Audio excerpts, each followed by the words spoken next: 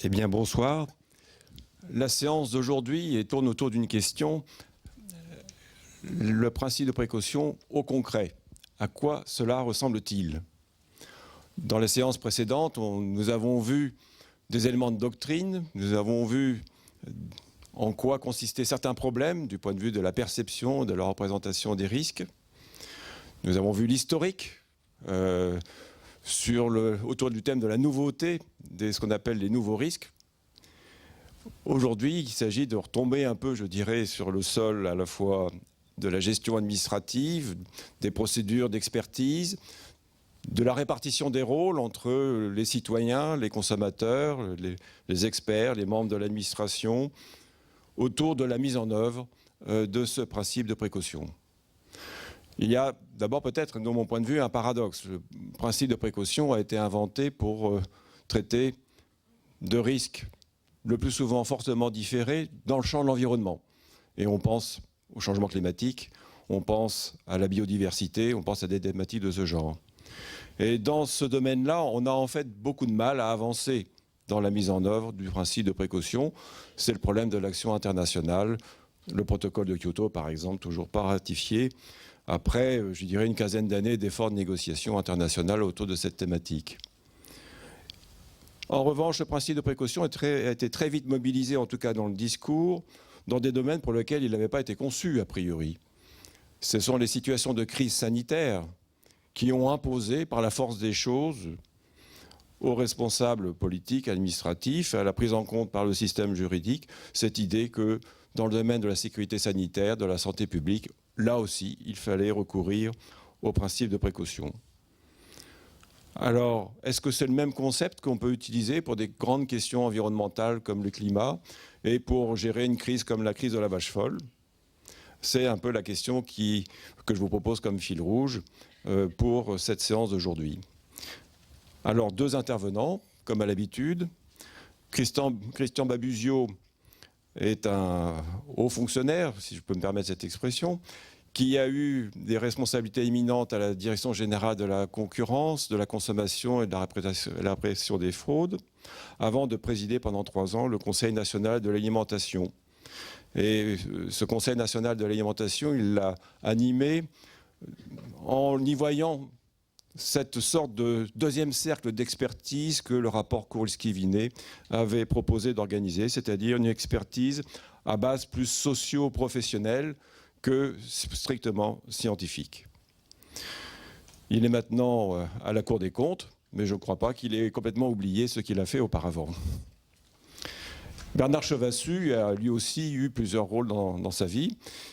Il préside actuellement le Muséum national d'histoire naturelle, mais il a été président de l'AFSA depuis la création de cette agence en 1999, mandat qu'il a laissé il y a quelques mois. Auparavant, il était chercheur à l'INRA, il a eu des responsabilités de direction à l'INRA. Ce sont donc deux personnalités qui ont eu à se confronter à l'organisation de l'expertise, qui ont vu de près ce qu'était la contestation et ce qu'était la gestion de crise. Et donc c'est avec plaisir qu'on va les écouter.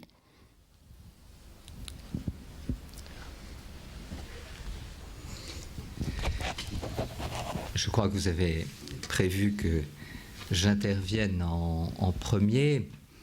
Je vous dirais d'emblée que, bien sûr, en intervenant devant vous ce soir, je suis tout à fait conscient qu'il est sans doute difficile de faire neuf, parce qu'au fond, cette question du principe de précaution est en discussion depuis bien des années, et sans doute est-il difficile de dire des choses qui n'aient pas été 100 fois dites ou entendues. Et puis, Bernard Chevassus et moi arrivons en quelque sorte en fin de cycle, ou quasiment en fin de cycle à la Villette, puisque vous avez déjà eu, sans doute pour certains d'entre vous, plusieurs séances ici dans lesquelles beaucoup d'aspects ont été évoqués. Donc je crains un peu le double emploi, mais je vais essayer de me placer donc sous les angles que j'ai connus, à la fois en matière de sécurité sanitaire, mais aussi de ceux que je connais actuellement, donc à la Cour des comptes, comme le disait Olivier Cotard, où je préside la section qui s'occupe de santé, d'assurance maladie et d'hôpitaux. Alors, ce que je voudrais, c'est rappeler quand même tout d'abord 3 éléments qui me paraissent essentiels et à rappeler en introduction. D'abord, c'est que, bien sûr, il faut distinguer, à mon sens, comme d'autres l'ont proposé, 4 types de risques. Les risques inconnaissables ou inconnus, qui relèvent de ce que l'on appelle le risque de développement et qui est important en termes juridiques, notamment de responsabilité. Les risques simplement soupçonnés, qui sont ceux qui relèvent justement du principe de précaution, les risques prouvés, qui relèvent de la prévention, et puis les risques réalisés, qui bien entendu relèvent notamment de la réparation par l'assurance ou devant les tribunaux. Un second rappel important, c'est que la prévention s'inscrit la précaution s'inscrit dans le domaine de l'aléa. Et donc, c'est un problème particulier au niveau de l'action, puisqu'il ne s'agit pas là d'appliquer simplement des textes ou de s'appuyer sur des avis totalement étayés, qu'au fond, il n'y a qu'à suivre, il faut savoir se mouvoir dans cet aléa. Troisième rappel préliminaire, c'est que je pense qu'une approche intéressante figure dans le texte du règlement communautaire sur la législation alimentaire. Et la précaution y est en quelque sorte ainsi définie. L'article 7 de ce règlement dit que dans les cas où une évaluation des informations disponibles permet d'identifier la possibilité d'effets nocifs sur la santé, mais où il subsiste une incertitude scientifique, des mesures provisoires de gestion du risque peuvent être adoptées. Alors, si j'ai cité ce texte, c'est qu'il me paraît important pour servir de base, d'une des bases essentielles de réflexion. Une fois ces rappels préliminaires effectués, je vais essayer de progresser selon 3 temps dans mon analyse. D'abord, je vais partir de 2 exemples bien connus, qui sont la vache folle, d'une part, l'amiante, d'autre part. Et c'est sur la base de ces exemples connus que j'essaierai d'analyser, que ensuite, j'essaierai de déterminer où on en est dans les types de processus, de textes, de comportements, d'actions mises en œuvre. Et puis enfin, dans un 3e temps, j'essaierai de remonter encore davantage dans le raisonnement, à la fois au niveau des principes et au niveau de ce qui est à faire. Donc voilà un plan très dictatique, mais où je vais essayer de partir d'exemples concrets que j'ai eu l'occasion soit de voir de près, comme dans le cas de la vache folle, soit d'expertiser, comme dans le cas de ce qui s'est passé en matière d'amiante. Alors, si nous prenons d'abord l'affaire de la vache folle, dont j'imagine qu'elle est en gros connue de tous, je dirais que ce que je souhaiterais, c'est vous montrer, au fond, ce qui, vu par un praticien, n'a pas fonctionné dans cette affaire-là, et pourquoi ça n'a pas fonctionné, ou pourquoi ça a mal fonctionné, et de manière, bien entendu, implicitement, à vous montrer la nécessité qu'il y a, à mes yeux, d'agir par précaution. D'abord, je crois que cet exemple est extrêmement illustratif parce qu'il montre bien la nature de certains risques que l'on connaît aujourd'hui en termes de santé publique, c'est-à-dire des risques longs à se réaliser. Et il est vrai que puisque, par exemple, lorsqu'il y a une épidémie de grippe, eh bien là, l'effet est immédiat, en gros, donc il faut manifestement agir et tout le monde se précipite. Ou encore lorsqu'il y a un pic épidémique même extrêmement faible en matière de listériose, il est évident que s'il y a 1 ou 2 morts de plus que la tendance, aussitôt on peut les repérer sur le bulletin épidémiologique hebdomadaire et aussitôt l'action va se déclencher tous azimuts pour rechercher où a pu se produire le problème. Mais, et c'est une évidence, il y a des risques longs. On connaît de mieux en mieux ces risques longs, que ce soit des risques justement du type ESB, que ce soit des risques de type cancérologique, par exemple, et d'autre part, l'allongement même de la durée de vie des individus fait que les risques longs tendent à devenir de plus en plus importants. À la fois, les outils d'observation permettent de plus en plus de suivre les individus sur de longues périodes, et les pathologies peuvent, je dirais, arriver dans leur phase de maturité beaucoup plus fréquemment. Alors, le cas de la vache folle, évidemment, est typique de ce cas de figure. Et on voit bien là que la précaution, que l'action par précaution en situation d'incertitude était absolument indispensable si l'on voulait prévenir que le risque se réalise un jour. Alors, c'est vrai qu'ensuite, on a assez rapidement, à mon avis, quitté le domaine de la simple précaution, parce qu'il s'est mis à y avoir non plus simplement un soupçon, mais des présomptions de plus en plus fortes. Et donc, à partir de 91-92, on a commencé à quitter, à mon sens, le domaine de la véritable précaution pour entrer progressivement davantage dans le domaine de la prévention.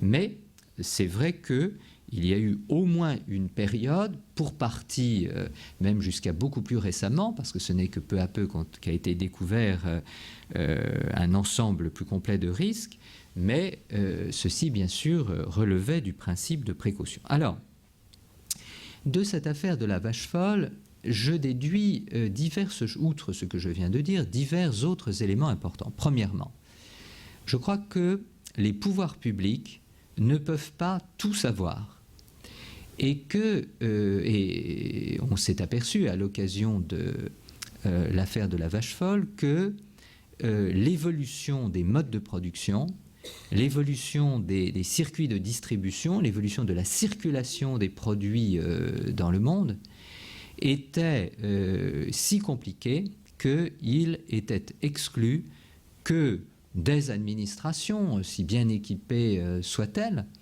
ne peuvent pas être en état à tout moment de connaître, de repérer en tout cas toutes les composantes d'un problème. Alors bien entendu, il faut l'intervention de l'expertise qui doit éclairer l'action des administrations de contrôle, mais il y a aussi, à mon sens, nécessairement, et je crois que c'est ce que montre l'affaire de la vache folle, un devoir d'alerte qui devrait exister de la part des entreprises, ou en tout cas, les entreprises, sauf, contrairement peut-être à ce dont on peut avoir l'impression certaine, par exemple, le syndicat des industries de l'alimentation animale a écrit, au moins à un certain stade, pour dire attention, il doit y avoir un problème.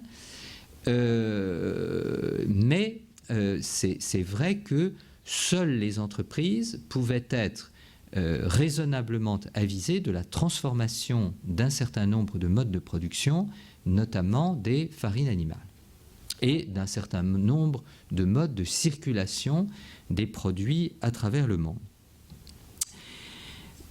Autre enseignement, bien sûr, c'est la nécessité de l'expertise et de l'indépendance de l'expertise.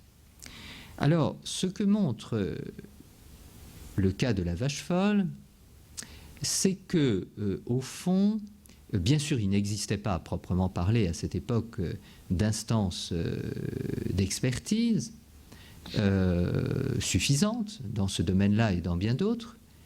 Mais aussi, l'un des points intéressants, c'est que c'est une instance qui n'avait pas compétence pour ça, qui a été la première à faire une évaluation.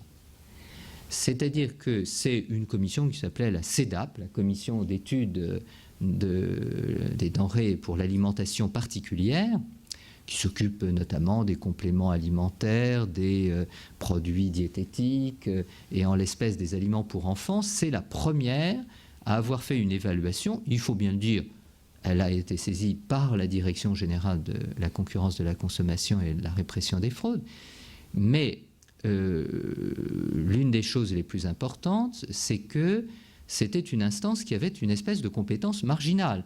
L'instance théoriquement compétente, c'était le Conseil supérieur d'hygiène publique de France, à cette époque. Et la CEDAP, donc saisie en 1991, s'est prononcée en 1992 et a transmis son avis, et nous avons transmis son avis au Conseil supérieur d'hygiène publique, qui lui-même, à ce moment-là, a remis un avis. Mais vous voyez, ce que j'en déduis, c'est que le pluralisme de l'expertise est parfois quelque chose d'utile pour faire émerger des problèmes qui peuvent se poser. Et personnellement, l'un des enseignements que je retire, c'est l'utilité du pluralisme justement à tout niveau. Le pluralisme des administrations, il ne faut pas qu'une administration, quelle qu'elle soit, ait une sorte de monopole sur la saisine ou sur des autorités d'expertise ou sur l'action. Il ne faut vraisemblablement pas que quelqu'un ait le monopole de la science, tant entre les instances scientifiques qu'à l'intérieur même des instances scientifiques. Et je pense pour ma part que la publication des avis minoritaires, ou du moins du fait que dans une instance scientifique il existait des opinions minoritaires, me semble importante. Alors nous ne le faisons d'ailleurs pas énormément en France, mais dans d'autres pays étrangers, dans d'autres pays, cela se fait. Donc, un des pluralisme des instances à tout niveau, indépendance, qui sont les deux conditions de la confrontation, qui est elle-même l'une des conditions pour déceler les mesures de précaution qui peuvent s'avérer nécessaires. L'affaire de la vache folle illustre aussi l'utilité de consulter la société civile et d'avoir des forums suffisamment ouverts. C'est-à-dire que lorsque les décisions se prennent dans des cercles trop fermés, tous les éléments ne sont pas intégrés, indépendamment des pressions, bien sûr, qui peuvent exister. Mais de toute façon, ça ne permet pas de prendre en compte tous les éléments. D'où d'ailleurs l'utilité de l'expertise scientifique, bien sûr, mais d'où aussi l'utilité d'un deuxième cercle d'expertise socio-économique, mais cela, j'y reviendrai tout à l'heure. Un autre enseignement aussi, c'est que la précaution est moins chère que la crise. Enseignement qui paraît aller de soi, mais lorsque je lis ici ou là, notamment sous la plume de François Ewald ou de l'Académie de médecine, que curieusement réunie d'ailleurs, parce que quelle alliance un peu bizarre entre un représentant de la Fédération des assurances et l'Académie nationale de médecine, mais il est vrai que les mesures de précaution, si elles avaient été prises à temps, auraient à l'évidence empêché des coûts économiques et une désorganisation des filières tout à fait considérable. Un autre enseignement enfin que je retire de cette crise, c'est l'importance des principes d'action, notamment pour l'administration. Car ce n'est un secret pour personne, il y a eu des discussions parfois difficiles, bien sûr, comme toujours, entre administrations, mais au fond, il n'y avait pas de repère clair, notamment dans la loi. Il n'y avait pas d'obligation d'agir au stade de la précaution. Et c'était une faiblesse tout à fait évidente. Et que l'on se souvienne d'ailleurs que lorsque l'administration a voulu agir sur les matières fertilisantes, c'est-à-dire cette possibilité de contamination éventuelle, même secondaire, par les matières fertilisantes, l'arrêté en cause a été annulé par le Conseil d'État, qui a vu un problème de motivation dans l'arrêté interministériel qui avait été pris pour diverses raisons, non d'ailleurs sans raison, mais aussi parce qu'au fond, nous n'avions guère de base législative pour agir. Et c'est vrai que dans un débat entre administrations, gestionnaires, si on ne peut pas s'appuyer vraiment sur une exigence de la loi, eh bien, évidemment, le poids relatif que l'on peut avoir dans une discussion interministérielle est bien sûr plus faible. On fait nécessairement figure d'empêcheurs de tourner en rond ou d'extrémistes de la protection des consommateurs. Alors, je voudrais dire maintenant beaucoup plus brièvement quelques mots sur le risque amiante. Donc, deuxième affaire que je peux analyser. Donc là, l'amiante, bien sûr, c'est un risque à la fois professionnel et puis un risque dans la vie de tous les jours du fait des objets qu'on utilise qui peuvent contenir de l'amiante ou du logement. Alors, cette affaire-là, bien sûr, a quitté progressivement et de longue date le domaine de la précaution pour être vraiment dans le domaine de la nécessaire prévention, mais elle est quand même illustrative de quelques points, elles aussi, et qui rejoignent tout à fait les précédents. Bien sûr, la longueur du risque, puisque les conséquences sur la santé de l'individu se font sentir sur des délais extrêmement longs. Mais un autre enseignement est aussi la question des instances d'évaluation, car on voit bien, nous en avons fait un diagnostic dans un rapport de la Cour des comptes qui a été publié en février 2002, que l'absence d'instances d'évaluation, l'ambiguïté sur le rôle des uns et des autres ont été extrêmement déterminantes. C'est notamment le cas de l'Institut national de recherche et de sécurité, qui est en fait un organisme géré paritairement par les partenaires sociaux, mais qui n'a pas joué le rôle d'expertise ni le rôle d'alerte qui, à notre avis du moins, aurait dû être le sien. Mais de la même manière, le fait que la reconnaissance des maladies professionnelles, que la gestion de ce système soit confiée aux partenaires sociaux, quel que soit leur mérite, notamment dans la commission des maladies professionnelles ou dans la commission des accidents du travail et des maladies professionnelles, eh bien, ont en réalité conduit à différer très très longuement la gestion de ce problème, ce qui montre la nécessité d'instances scientifiques indépendantes et qu'il faut des processus suffisamment organisés. On a vu aussi à l'occasion de cette affaire qu'il n'y avait pas de deuxième cercle suffisamment organisé, large et transparent. Alors théoriquement, il y avait un deuxième cercle, puisque c'est géré par les partenaires sociaux. Bon. Mais ce deuxième cercle étant confondu avec le premier, en réalité, puisque c'est lui qui gère, il ne jouait pas son rôle de deuxième cercle d'expertise, et d'autre part, ce sont des instances de négociation sociale dans les relations de travail, et ceci sans qu'il y ait des éléments extérieurs susceptibles d'apporter à l'intérieur des instances une suffisante critique. Alors, voilà quelques éléments d'analyse, bien sûr du passé, mais à partir de ces cas bien connus et des quelques éléments d'analyse que je viens d'en tirer, je vais en venir justement au deuxième stade de mon exposé, c'est-à-dire où en est-on par rapport à ces problèmes que je viens de rappeler ou d'expliquer dans la manière dont ont été gérés ces deux problèmes. Alors, la vue que je vais vous exposer n'est pas extraordinairement optimiste. Elle n'est pas optimiste non pas par découragement ou par souci de critique, mais au contraire pour inciter à l'action. Car ce qui me désole aujourd'hui, c'est que ces problèmes, après une phase de progrès net et considérable, ces problèmes connaissent aujourd'hui une phase d'attentisme, à mon avis, et dont il faudrait sortir rapidement pour progresser à nouveau.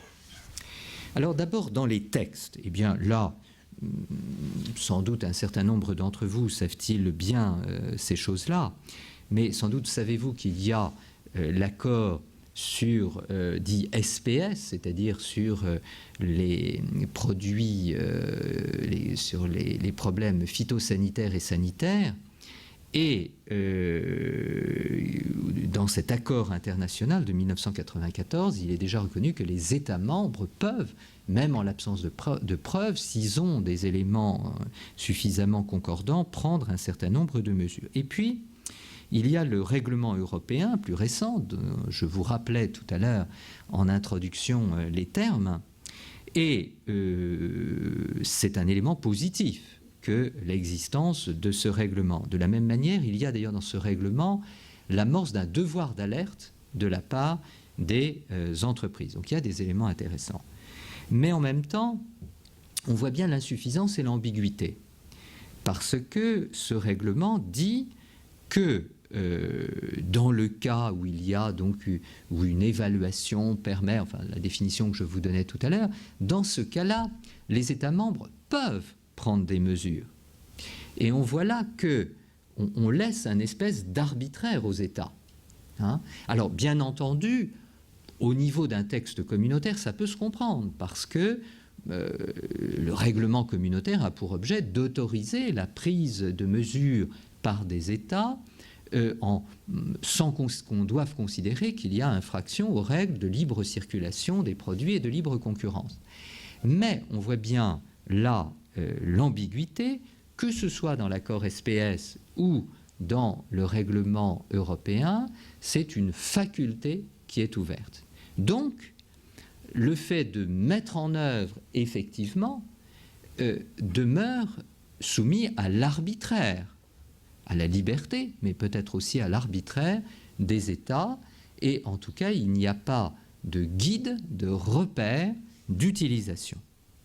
Alors c'est un peu, je dirais, dans un problème un peu voisin se pose dans le projet de charte de l'environnement qui a été déposé devant le Parlement. Je crois que ça part d'excellentes intentions, mais autant ce projet fixe un principe de précaution, dit d'ailleurs par application du principe de précaution, bon, sans trop le définir, mais enfin il le mentionne, mais il ne fournit pas la procédure à suivre. C'est-à-dire qu'il ne précise pas comment se fait l'évaluation, il n'affirme d'ailleurs même pas le concept d'évaluation, et donc il ne fournit pas pour le décideur public les critères opérationnels et qui contraignent les décideurs à l'action. Quant à la loi de 1998 sur la sécurité sanitaire, qui a entre autres créé les agences sanitaires et l'Institut de veille sanitaire, bien sûr c'est un progrès tout à fait considérable et que nous ne pouvions qu'appeler de nos voeux. Mais dans cette loi, tout n'est pas parfait.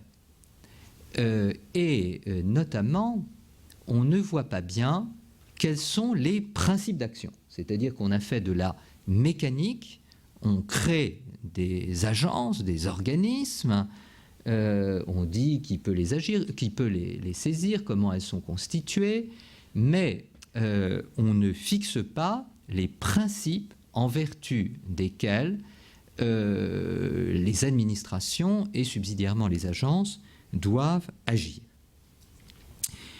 J'observe que le bilan qui devait être fait de cette loi ne fait que commencer à être élaboré, donc il y a un retard. Alors bien sûr on peut être optimiste sur l'issue finale, mais ça ne fait que commencer. Et puis j'observe enfin que le Conseil national de l'alimentation, Olivier Godard le rappelait tout à l'heure, donc qui représente toutes les composantes de la chaîne alimentaire, depuis les agriculteurs jusqu'aux consommateurs, aux distributeurs, aux syndicats de l'agroalimentaire, etc., toutes les composantes avaient adopté en septembre 2001 un avis sur le principe de précaution qui préconisait et qui montrait la nécessité de définir le principe de précaution en matière alimentaire, qui en proposait d'ailleurs une définition. Et de la même manière, j'y reviendrai tout à l'heure, un autre avis du CNA que nous avions émis à la fin de 2002 sur le fait que les entreprises ou les fédérations elles-mêmes devaient avoir le droit de saisir l'AFSA n'a pas non plus été traduit dans les faits, et que donc le devoir d'alerte dont je parlais tout à l'heure n'existe pas et ne peut pas se manifester, se traduire par cette alerte ou cette demande d'avis des entreprises à l'agence et à cet instrument extraordinaire d'expertise qu'est désormais l'AFSA. Alors, voilà donc où on en est par rapport sur le plan des textes. Où en est-on maintenant dans la clarification des concepts et des esprits? Là, dans cette deuxième sous-partie de ma deuxième partie, je ne peux que faire un constat encore plus attristé.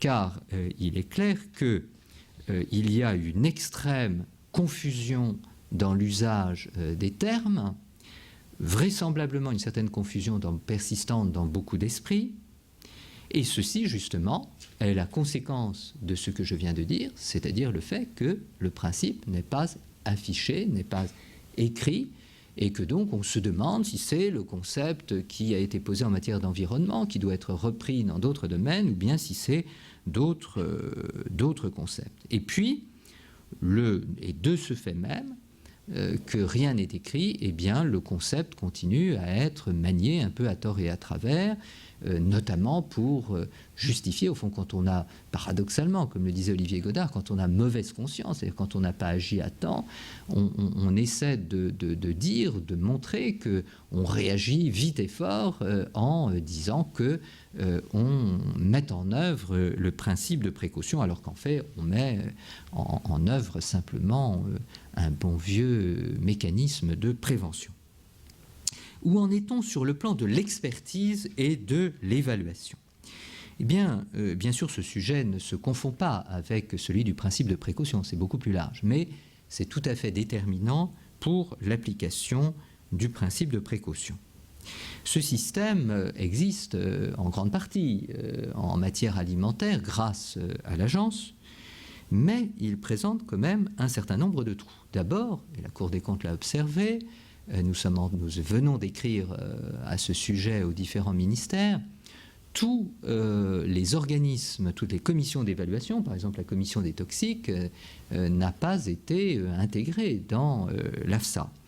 Ou encore, on a des mécanismes sur les OGM qui sont quand même assez mal articulés entre les diverses et multiples commissions qui existent encore.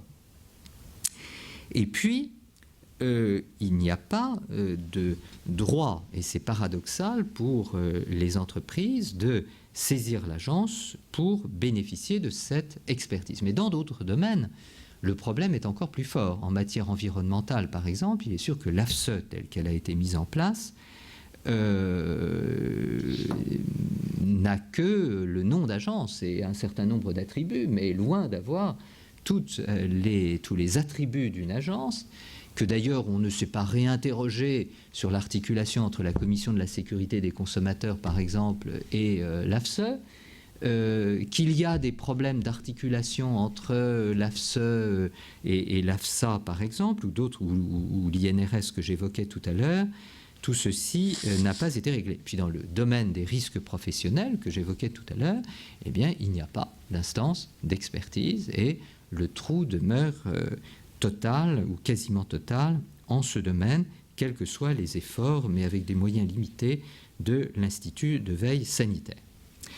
Alors, ça, c'est les problèmes de l'expertise au niveau du premier cercle d'expertise. J'en vois également au niveau du deuxième cercle d'expertise, puisque là, même si le Conseil national de l'alimentation avait essayé de constituer, d'être l'amorce d'un deuxième cercle, de se comporter en deuxième cercle, cette notion n'a pas, pour l'instant, totalement prospéré, en tout cas aussi complètement qu'on pouvait l'espérer. Et il n'a pas été organisé de deuxième cercle d'expertise avec des moyens suffisants et une méthodologie. Et on peut voir que sur d'autres sujets, y compris le sujet des OGM, l'organisation institutionnelle n'a pas été modifiée. Où en est-on dans l'action administrative? Alors, dans l'action administrative, je dirais que c'est extraordinairement inégal. Je vais prendre 3 domaines. Je crois que dans le domaine des risques professionnels, et la direction des relations du travail ne me démentirait pas, on est dans une situation d'inorganisation, d'absence de pouvoir, de paralysie de l'action administrative, que la Cour des comptes a critiqué dans son rapport public particulier sur les risques professionnels de février 2002, mais qui, malheureusement, demeure, et alors que la quasi-totalité des acteurs sont conscients du problème. 2 mots sur le médicament, parce que, après tout, c'est aussi un domaine où se pose la question du principe de précaution. Bien sûr, il y a là des mécanismes d'intervention très très efficaces de la part de l'AFSAPS, mais on peut se demander si l'introduction accélérée de beaucoup de médicaments qui pourtant ne présentent pas un service médical rendu extrêmement important, si ça ne va pas à l'encontre de ce que devrait être un principe de précaution dans ces domaines-là. En tout cas, il n'a pas été mené de véritables réflexions sur ce domaine du médicament, sur ce que pourrait être, ce que devrait être un principe de précaution et un bilan risque-bénéfice dans ce domaine. Et puis en matière alimentaire, eh bien, je pense qu'il y a un certain problème d'insuffisance de progrès, voire de tentation de recul. J'observe que l'une des missions qui était très importante dans l'esprit du législateur et de tous ceux qui ont poussé à la loi de 98 n'a pas été mise en place, c'est-à-dire la communication à l'AFSA des résultats de contrôle des administrations. Il y en a une partie qui remonte, mais bon, donc il y a des progrès, mais une partie certainement trop faible, et ceci n'est pas organisé. Je crois que c'est une lacune pour que les experts puissent être éclairés par la réalité de ce qui est constaté sur le terrain. Et puis je pense qu'au niveau de l'action administrative, il y a un problème fondamental, c'est l'inégalité des traitements, de traitement entre les différents domaines de la santé publique. Et donc, selon que l'on parle des risques sur les produits industriels, sur les risques professionnels, sur l'environnement, sur l'alimentation, eh bien, on pourrait très facilement montrer que le degré de vigilance, l'intensité d'action, le niveau à partir duquel on agit, tout cela demeure extrêmement différent. Et c'est vrai que d'un point de vue global de préoccupation de la santé publique et de politique de santé publique, cela n'est certainement pas totalement satisfaisant. Voilà quelques indications donc sur la situation pratique actuelle. Alors enfin, dans un troisième temps, mais où je vais être beaucoup plus bref, je vais remonter au plan des principes et de ce qui me semblerait être à faire. Alors vous le voyez bien, à travers les 2 premiers temps de mon exposé, tout tend d'abord à penser, à dire qu'il faut un principe. Il faut des principes d'action. Je pense qu'il n'y a pas d'action administrative s'il n'y a pas de principe d'action. Pourquoi? C'est qu'alors, il y a un risque d'arbitraire. Hein. C'est-à-dire le risque que les lobbies, bien sûr, font légitimement leur rôle. Hein, c'est tout à fait légitime. Mais il y a bien sûr un certain aléa dans les résultats de la conjugaison ou de la contradiction entre l'action de différents lobbies. Donc, je crois que la clarté de l'action, la rationalité de l'action, et ce qui est grave en matière de santé publique, suppose qu'il y ait des principes d'action. Et de même, l'égalité de l'action entre les divers champs de l'alimentaire, par exemple, ou entre les divers champs de la santé, suppose qu'il y ait des principes d'action. Alors ces principes d'action, ils doivent bien entendu être adaptés aux circonstances actuelles. Il y a des risques longs, dont j'ai dit tout à l'heure qu'ils étaient de plus en plus importants par rapport aux risques courts qui sont bien connus par ailleurs, et cela suppose que la prévention ne suffit pas et qu'il faut quelque chose d'autre qui ne peut être que la précaution. Une deuxième raison d'ailleurs de poser des principes ou de cette question des risques longs, c'est le décalage qu'a relevé un article récent entre ce qu'il qualifiait de science éclairante et de science agissante. Et on voit bien que l'idée de cet article était que la science agissante, donc ce qui est mis en œuvre à travers l'évolution des technologies de production, va beaucoup plus vite et beaucoup plus massivement investie que la science éclairante. Et donc, dans la mesure même où il y a ce déséquilibre, eh bien, ça suppose que les principes d'action soient adaptés. La contradiction, les contradictions à ce qui puisse être fixé des principes, et notamment le principe de précaution, ne me semble pas pouvoir être valablement retenu, mais à cela, je pense que sans doute le débat sera l'occasion de revenir.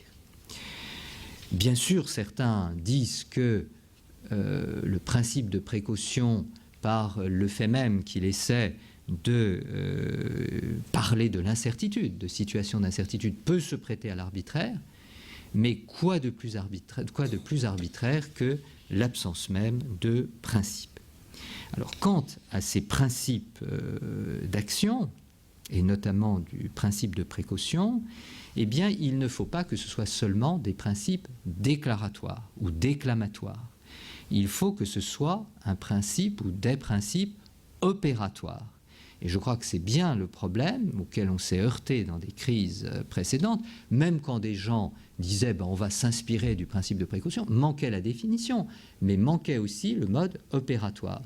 Et je crois que tant sur le plan des textes internationaux que des textes européens ou des textes français en débat devant le Parlement ou qui pourraient s'élaborer, il faudra veiller à cela, car en situation d'incertitude, qu'est-ce qui est important? Plus l'incertitude est importante, plus il faut avoir des procédures établies.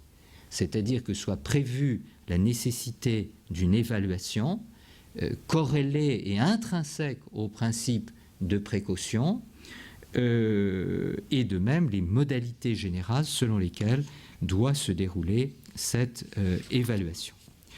Vous voyez donc à quoi enfin tend ma conclusion, c'est que je pense qu'il faut un texte. Ça ne veut pas dire que de mon expérience, je tire l'expérience qu'il faille un texte à valeur constitutionnelle. Ça, franchement, je ne sais pas. Je pense qu'une loi est suffisante. Lorsque nous avons fait la loi de juillet 83 sur la sécurité des consommateurs, qui pour moi est une grande loi, nous n'avons pas été chercher la Constitution. Nous avons fait une loi, les juges l'ont appliquée, et ça a inspiré, irradié dans l'ensemble des secteurs de la vie professionnelle. Bon, mais quel que soit son niveau, il faut un texte, premièrement, et deuxièmement, je pense pour ma part que faire le bilan de la loi de 1998, c'est extraordinairement indispensable, et que l'un des points de cette révision de la loi de 1998 devrait tendre à porter sur les principes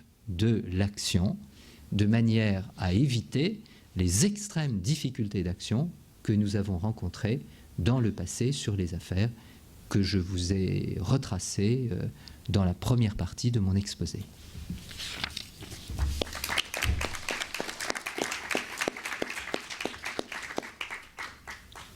Je continue.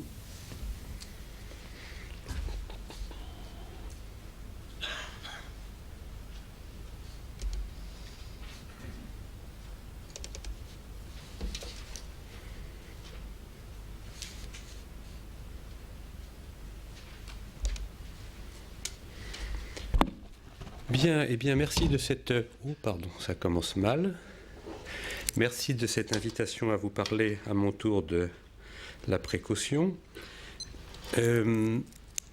Effectivement, nous n'avons pas pu nous concerter, mais l'enchaînement se présente bien, puisque mon point de vue, c'est de dire comment décider en situation d'incertitude, et en partant d'une situation où aujourd'hui un certain nombre de gens disent décider en situation d'incertitude, c'est potentiellement le recours à l'arbitraire, et c'est aussi vouloir évacuer de la décision toute démarche scientifique, et donc vouloir effectivement présenter ce principe comme une négation de l'approche scientifique, voire de la recherche et de la rationalité.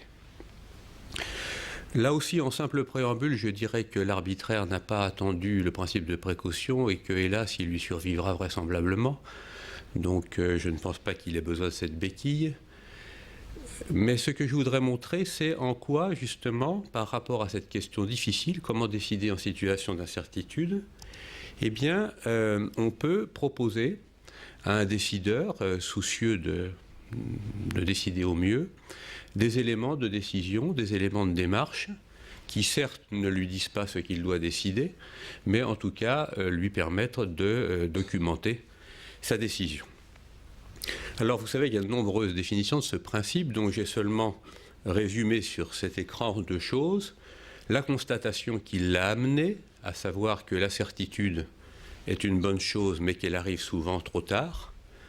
Et donc le corollaire, la définition du principe de précaution telle que je la propose ce soir, à savoir que l'incertitude ne justifie pas l'inaction.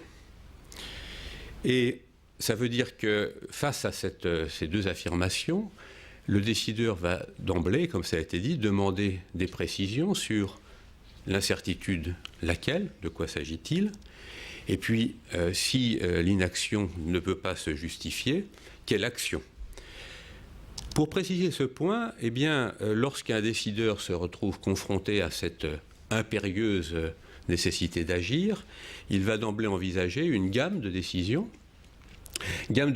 qui peuvent être tout simplement de faire un discours un peu dilatoire, ou de dire que pour mieux caractériser les choses, on va renforcer le dispositif de vigilance, ou alors que pour mieux connaître les choses, on va lancer un programme de recherche ciblé et mobilisateur dans la communauté scientifique, ou que l'on va désormais avertir d'un risque éventuel à travers différents dispositifs, étiquetage ou autres. Et puis ensuite, on peut aller sur des décisions plus dures, c'est-à-dire restriction d'usage sur certaines populations, voire interdiction plus ou moins temporaire.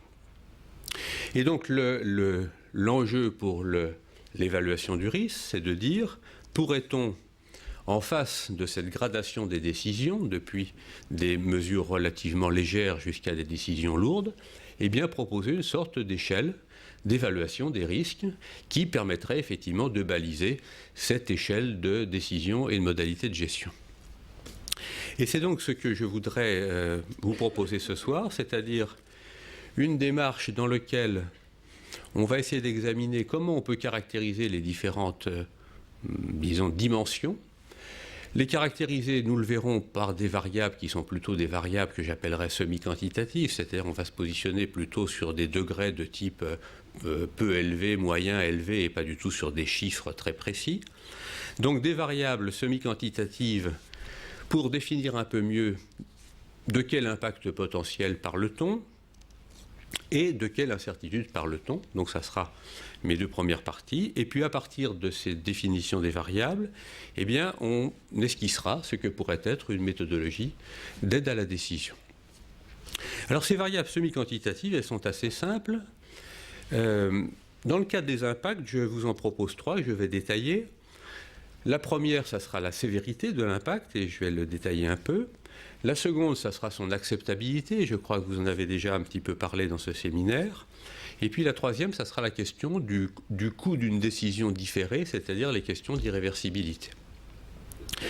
La sévérité, tout d'abord, on peut dire que justement dans une situation d'incertitude, on ne dispose pas d'une estimation précise de l'ampleur que pourraient prendre les dommages globaux potentiels. Vous vous rappelez comment de la crise de la vache folle, une étude épidémiologique britannique avait dit que cela fera entre 63 et 160 000 morts. Autrement dit, on avait effectivement quelque chose qui était extrêmement mal défini. Et donc, quand on dit ça à un public, il retient essentiellement le chiffre de 160 000 d'ailleurs. Hein.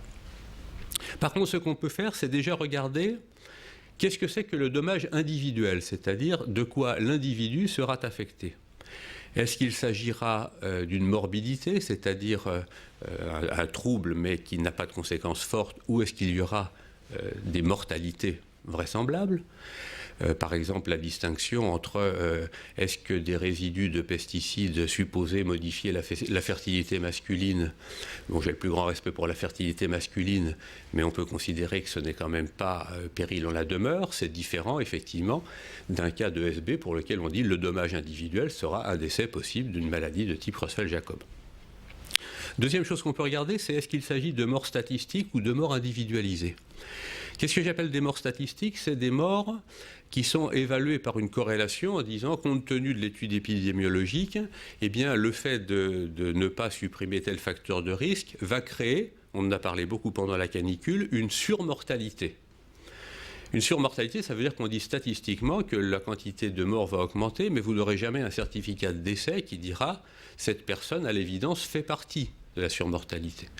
Par exemple, si on dit aujourd'hui l'obésité est un facteur majeur de risque pour la suite, jamais un médecin ne signera un certificat de décès disant ce monsieur est mort d'obésité. Et ceci est très différent des morts individualisées, dans lequel on voit pratiquement en direct sur les écrans de télévision un individu mourir de la chose en question, ce qui s'est passé pour le SB. Autrement dit, vous voyez que la description un peu plus précise de qu'est-ce que c'est que le dommage individuel est un premier élément de la notion de sévérité. Le deuxième élément qui me semble important, c'est de voir effectivement est-ce qu'on est capable ou non de préciser a priori la population cible. Autrement dit, est-ce qu'on est capable de dire les gens qui vont être concernés par ce risque, eh bien on peut tracer un contour, ou au contraire, est-ce qu'on ne sait pas effectivement où cette population cible va se localiser? Et ça rejoint l'autre aspect qui est ce qu'on appelle le potentiel catastrophique, c'est-à-dire quel est le nombre maximum de victimes. Autrement dit, prenons des cas extrêmes, si vous avez un risque de type ESB, eh bien c'était l'ensemble de la population française qui constituait la population cible, donc un potentiel catastrophique élevé.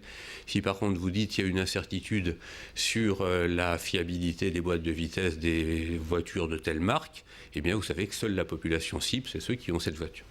Alors pourquoi c'est important ? Eh bien parce que ça a été, je dirais, assez bien théorisé, même si on peut le contester récemment, dans la théorie du catastrophisme éclairé de Dupuy, qui dit en quelque sorte, en situation d'incertitude où nous avons des probabilités sans doute extrêmement faibles, mais des dommages extrêmement importants, eh bien, il ne faut pas considérer le produit des deux, comme en théorie classique, il ne faut considérer que le deuxième terme, c'est-à-dire le potentiel catastrophique. Donc, première analyse, variable sévérité. Deuxième analyse, eh bien, la question de l'acceptabilité, et là je crois que vous en avez un petit peu parlé, c'est-à-dire tout ce qu'on appelle la théorie sociale du risque, qui est basée sur cette idée que, pour beaucoup de gens, eh bien, un risque peut être quantitativement faible, mais néanmoins inacceptable. Néanmoins inacceptable pour trois raisons que je vais détailler de manière un peu différente.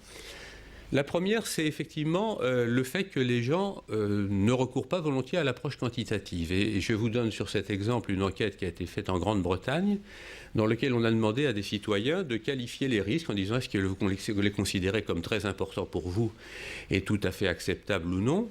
Et vous voyez qu'ils regroupent dans des catégories donc allant depuis, si on prend ici des choses qui sont considérées comme ne posant pas tellement de problèmes, et puis les extrêmes de l'inacceptabilité, c'est ici, eh bien on va trouver paradoxal que les gens, effectivement, mettent la conduite automobile ou ici les boissons alcoolisées dans des zones relativement acceptables, puis mettent ici des choses qui, pour le moment, ne semblent pas avoir quand même causé beaucoup de dommages, comme les manipulations génétiques. Et d'aucuns vont utiliser ce graphique pour montrer le caractère extrêmement irrationnel des citoyens, en disant, vous voyez bien que les gens mettent en chambre des choses qui n'ont pas de raison d'être, parce qu'ils ne connaissent pas quels sont les vrais risques. Et alors on peut tester cette hypothèse. Les gens connaissent-ils les vrais risques? Ce que j'appelle les vrais risques, c'est ce que les experts sont capables de quantifier en termes de nombre de morts. Hein. Donc c'est la définition experte des vrais risques. Donc voilà une autre étude qui a été faite aux États-Unis cette fois-ci.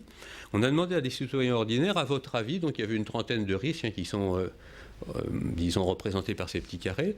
Combien, à votre avis, ce risque fait-il de morts sur le territoire américain? 1, 10, 100, 1000, 10 000, 100 000, c'est une échelle logarithmique pour les mathématiciens.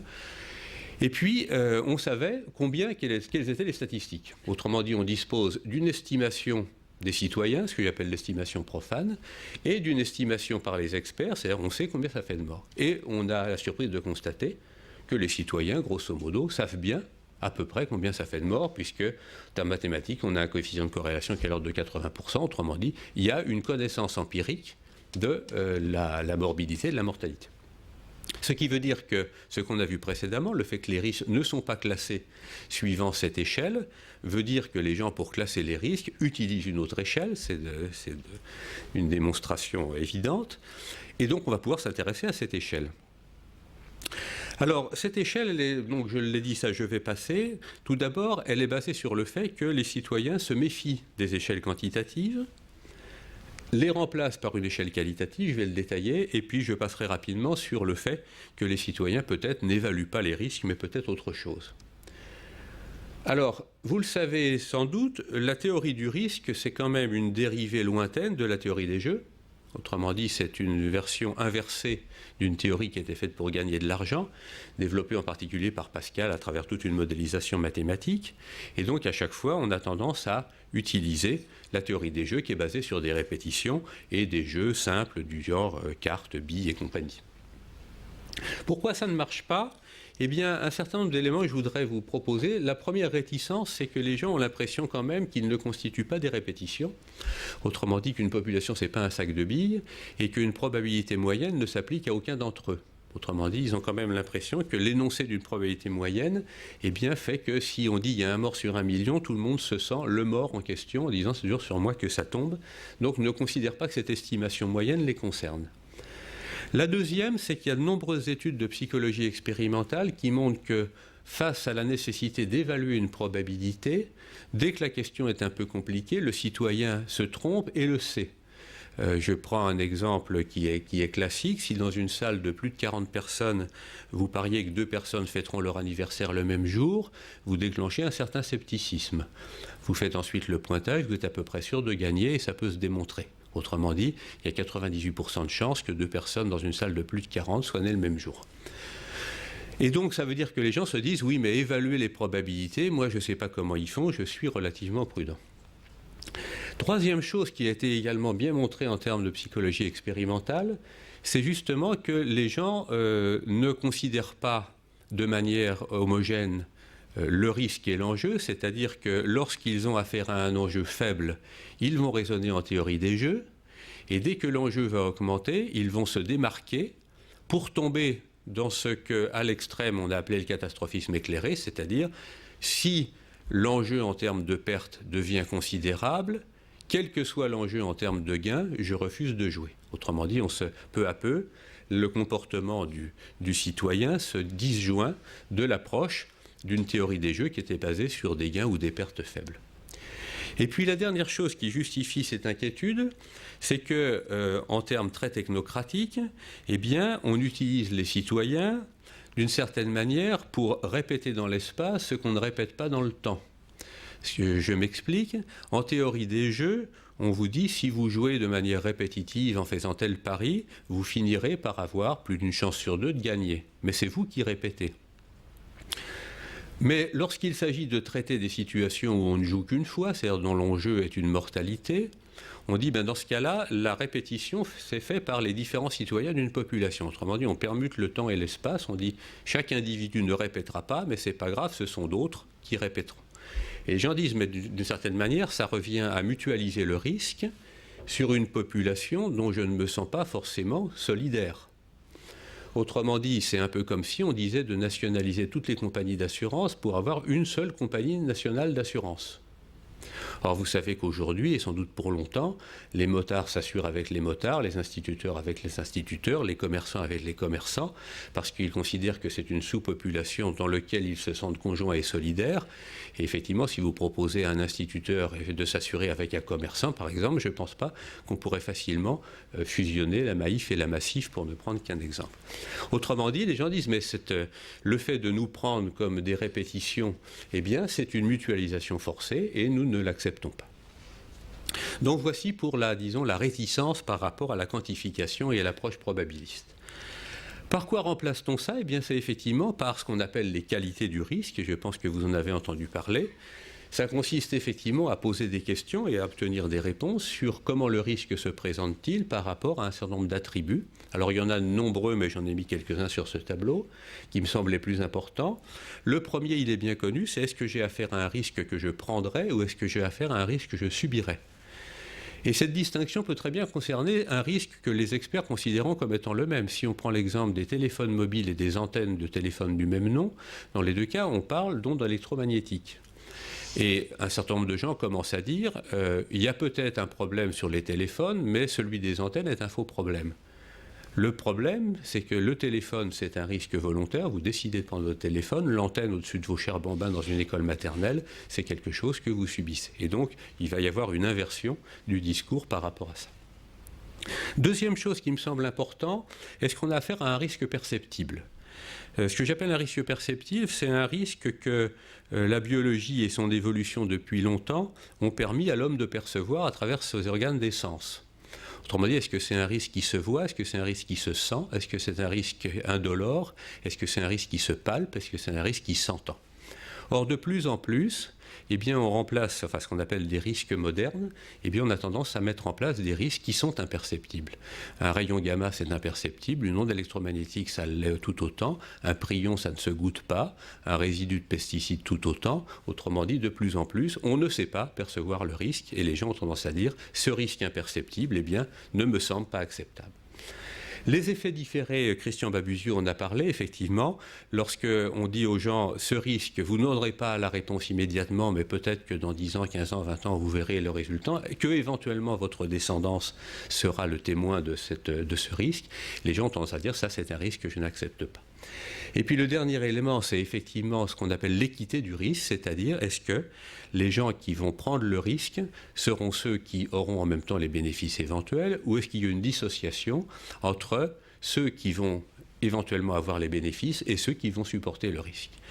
Donc, pour prendre un exemple un peu caricatural, c'est la différence entre sauter à l'élastique ou consommer une boîte de maïs transgénique venant d'un pays étranger.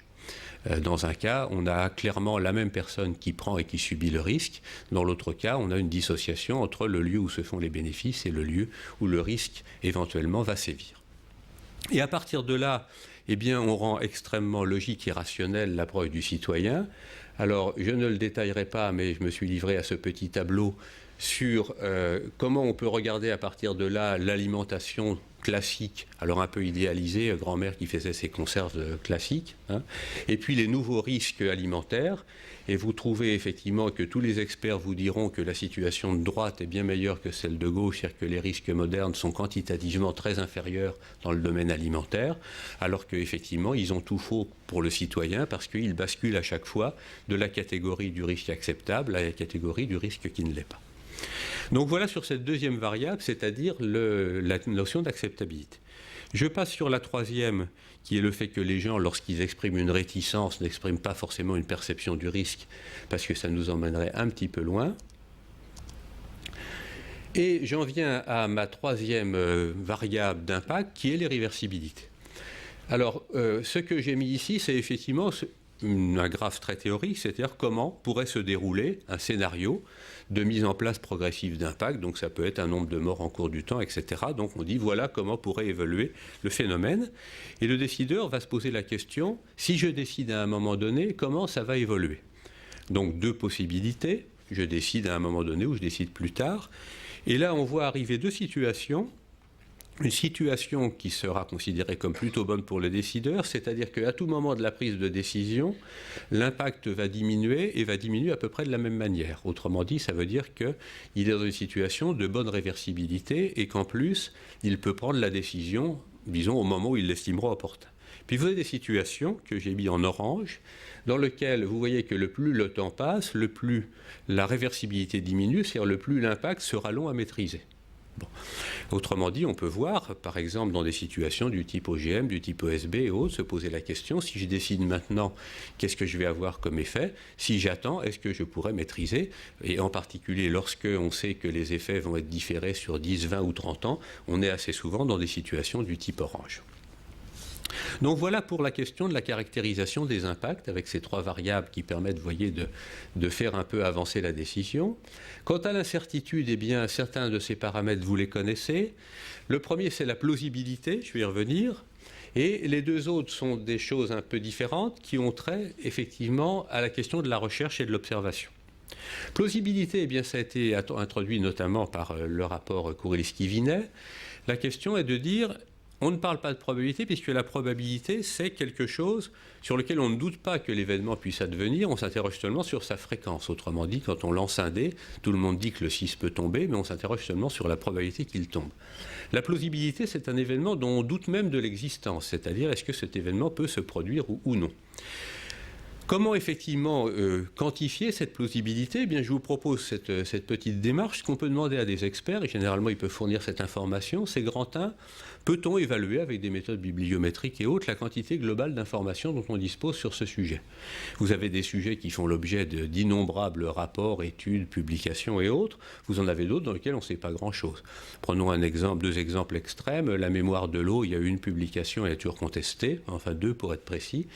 Les ondes électromagnétiques, il y en a des brouettes entières.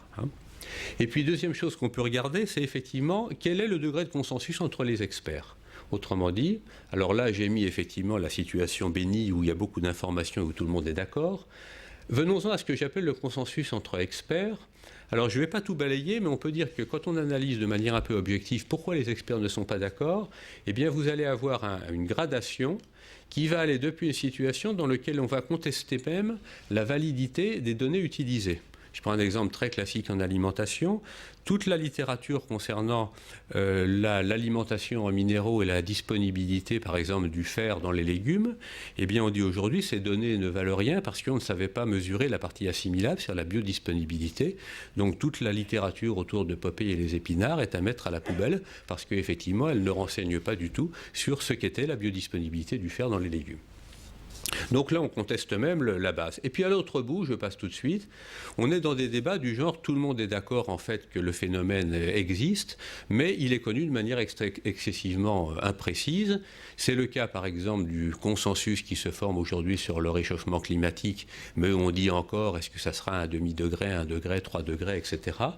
Ou c'est le cas de la dispersion des OGM, pour lequel personne ne conteste que le pollen des OGM va loin, mais la question de savoir s'il va à 100 mètres, à 1 km ou à 10 km, on a besoin de préciser. Alors je passe sur les étapes intermédiaires, mais vous voyez qu'on peut effectivement faire une sorte d'échelle semi-quantitative de consensus. Et donc à partir de là, on peut revenir à mon petit graphe, c'est-à-dire dire finalement, on va avoir une situation du type extrêmement peu documentée et controverse radicale entre les experts, donc ce que j'appelle l'incertitude radicale. Et puis 2 cas intermédiaires qui sont intéressants à regarder. Un cas où l'information est encore relativement insuffisante, mais quand même où les experts peu à peu convergent, c'est la situation de l'ESB. On peut dire qu'en termes de quantité d'informations jusqu'à une époque récente, il n'y avait pas tant que ça de documents qui permettaient d'étayer l'hypothèse d'une transmission à l'homme, mais que peu à peu les experts se sont dit nous devons admettre quand même ceci comme quelque chose d'assez plausible. Et puis à l'autre bout, c'est en particulier la situation des ondes électromagnétiques dans lesquelles le plus la littérature s'accumule, eh bien le plus à la limite on a tendance à descendre sur l'échelle de consensus. Donc c'est ce que j'appelle une incertitude conflictuelle. Et c'est à partir de là qu'effectivement on peut tracer des espèces de courbes de plausibilité qui iraient depuis des plausibilités qu'on qualifierait de faibles, moyennes, importantes, et puis on va vers l'incertitude. Les 2 dernières variables, eh bien, je les définirai à partir là aussi du débat entre experts et de la nature de ce débat. Vous avez des cas dans lesquels, je vais donner le cas par exemple pour la dispersion des OGM ou pour l'importance du réchauffement climatique, le débat porte sur l'incertitude. Je dirais au sens anglo-saxon, quand on discute parfois avec nos amis américains du principe de précaution, ils disent « Ah oui, ben, l'incertitude, on connaît, c'est l'intervalle de confiance ». Autrement dit, oui, quand on a un grand intervalle de confiance, il faut gérer de manière différente. Bon. Le deuxième incertitude qui est plus embêtante, c'est lorsqu'on est d'accord sur les données, mais lorsque les modèles interprétatifs sont en conflit. Prenons le cas des OGM, on peut dire que le débat à l'intérieur des biologistes se divise entre des gens qui font plutôt partie d'une école du type génétique évolutive par rapport à des gens qui font plutôt partie d'une école du type écologie des invasions. Génétique évolutive, c'est-à-dire ça va considérer un OGM comme un mutant, et ça va développer toutes les théories de la génétique du population pour prédire le devenir d'un mutant dans une population. Théorie des invasions, c'est des gens qui vont considérer les OGM comme une autre espèce et qui vont raisonner à partir de ce qu'on sait sur la théorie des invasions biologiques. Ils vont traiter les mêmes données, ils ne vont pas avoir les mêmes conclusions.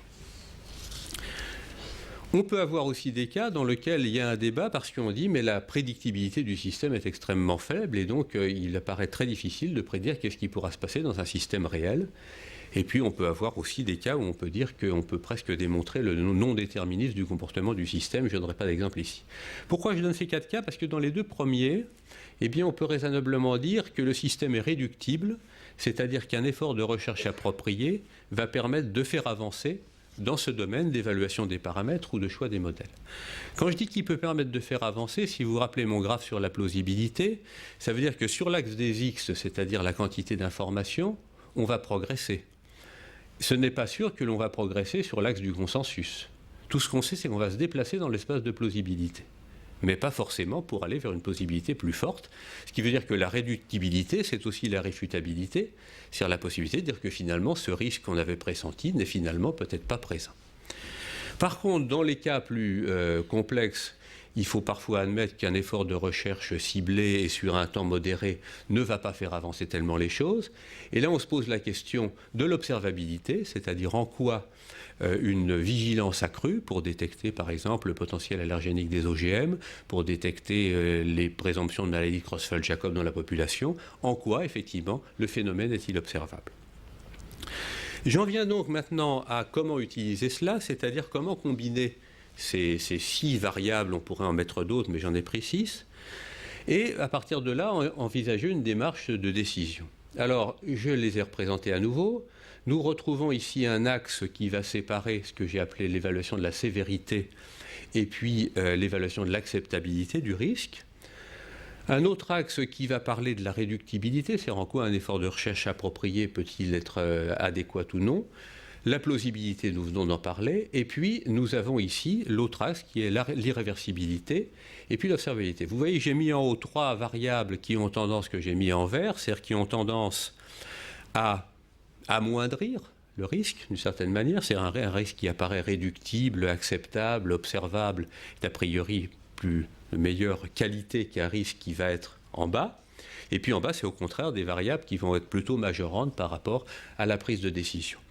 Alors, je reviendrai tout à l'heure sur pourquoi je les ai mis sur un hexagone régulier, parce que, à mon avis, pour le décideur, le fait qu'il dessine son hexagone, c'est-à-dire qu'il décide de répartir les variables comme il l'entend, et qu'il leur donne un poids plus ou moins important, et ça lui permettra en tout cas d'objectiver ce qu'est son arbre de décision. Alors, on va traiter quelques exemples. Voici comment on pourrait positionner la question des téléphones mobiles.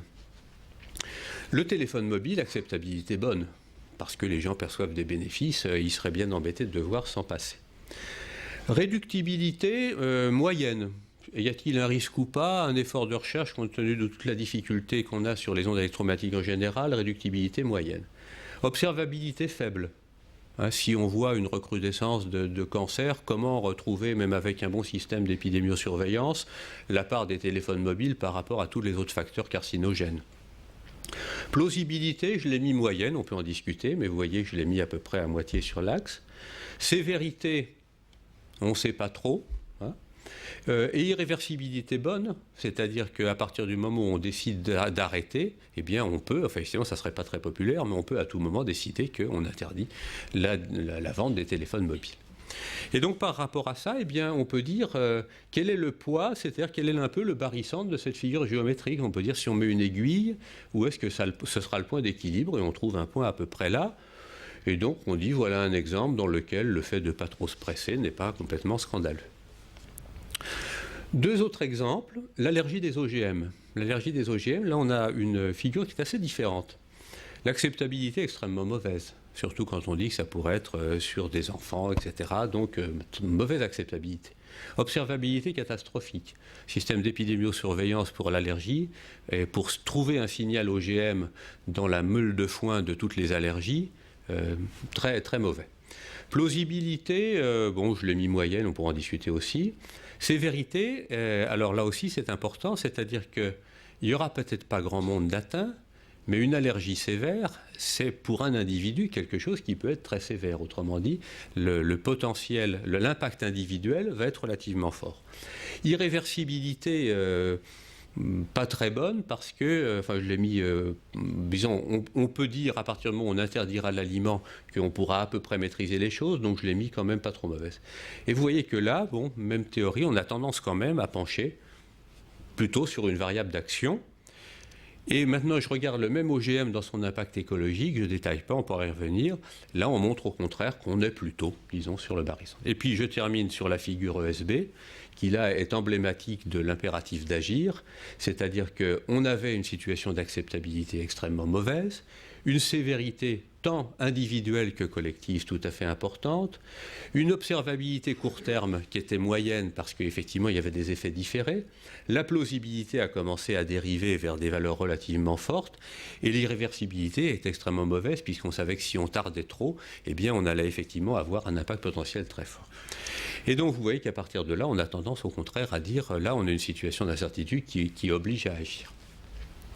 Donc voilà ce petit exposé pour vous montrer que, alors pour ceux qui sont un peu mathématiciens, vous voyez que l'endroit où se situe le point d'équilibre de ma figure dépend complètement de la manière dont vous positionnez les axes, ce qui veut dire que le fait que ici j'ai proposé de mettre en grande variable l'axe vertical qui sépare acceptabilité et sévérité, eh bien est un point de vue.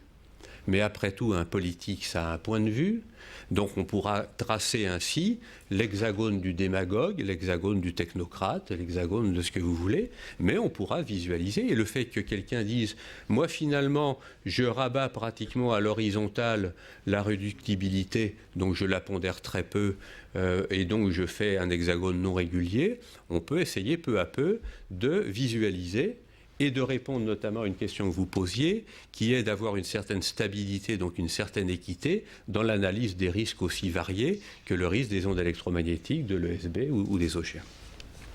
Voilà donc ce dont je voulais vous entretenir ce soir, c'est-à-dire que je suis entièrement, enfin à 100% d'accord avec tout ce qu'a énoncé Christian Babusio, mais j'ai tendance à dire, parce que comme lui, je considère que les choses traînent un peu en longueur, que si effectivement on décide d'instrumenter, donc ce n'est pas le terme que vous avez utilisé, vous avez parlé d'avoir des principes opératoires, hein, d'instrumenter la pratique de la précaution avec une démarche qui s'appuierait sur de l'information analysée par des scientifiques et documentée. Eh bien, je ne dis pas que la science est complètement au rendez-vous, je dis seulement qu'il y a pour là, dans ce domaine, une démarche scientifique possible, dont j'ai seulement esquissé quelques éléments ce soir.